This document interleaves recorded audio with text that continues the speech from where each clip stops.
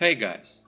Some time ago I began to study existing articles and video guides about protection paladins in vanilla WoW and found that number of concepts of the game for a paladin tank were explained in these guides incorrectly.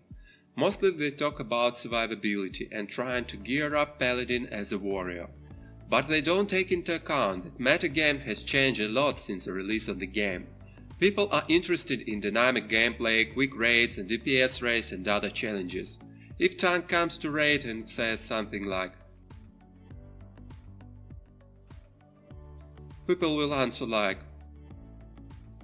and if you can't hold aggro of average warlock or warrior, well, raid leader will ask you to respec or will bench you. Keep in mind that unless warriors and ferals, paladins have no taunt, so they may rely only on their essential threat.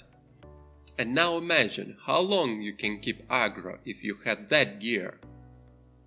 Or that gear. Paladin gains threat mostly from holy damage, so the main stat you need to collect is spell power. But there is one problem: lack of gear with optimal combination of stats. If we go to a classic Wolfhead and try to find out blue plate pieces with spell power, there will be only few options at phase 1. Shoulders, 2 chest pieces, and boots. Boots and shoulders are not that good, and chest pieces are pretty fine. They are pretty same, and plate of Shaman King a little bit better, and it is rate B's item for a paladin tank. There are some other options of good TPS items. First of all, this trinket. It's best in slot both for tanking and for killing specs, so just grab whenever you can. This cloak, not enough stamina and intellect, but 14 spell power is very good. And these gloves. Enough stamina, intellect and spell power, but it's mail, so you just lose around 100 armor to gain a lot of TPS. I think that's very good. And of course, in case of urgency, you may change them for defensive items. The second important TPS stat is melee hit. We get 3% from talents and the rest from items. At phase 1 we will have only few options with melee hit. This belt, very good one, and this ring. It's actually good but has only 6 stamina, so up to you guys. The third important TPS stat is block chance. Sounds ridiculous, but if you block attack you will receive threat from 2 abilities: Holy Shield, if it's up, and Blessing of Sanctuary.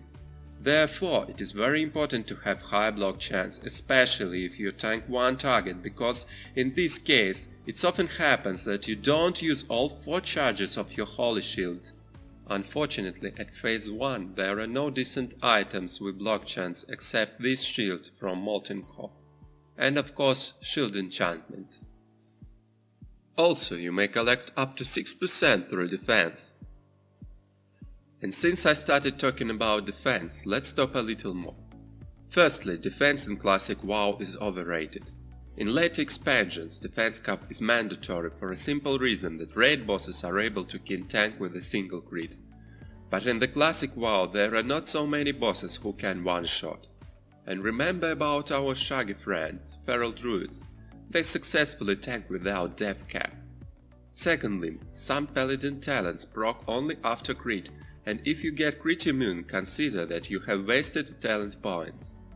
And thirdly, as I said earlier, in the classic WoW there are no item with optimal combination of defensive and caster stats.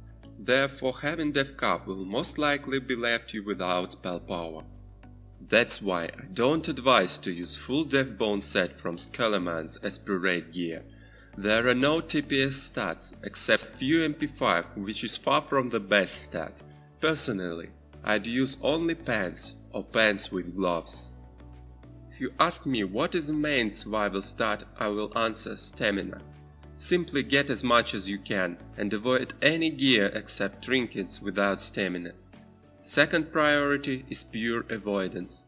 Parry is better than dodge since it speeds up our white attacks, but in case of survivability they are same. And third, defense. Here is total priority list of TPS and survival stats. I hope this video was helpful for you. Thanks for watching and see you soon.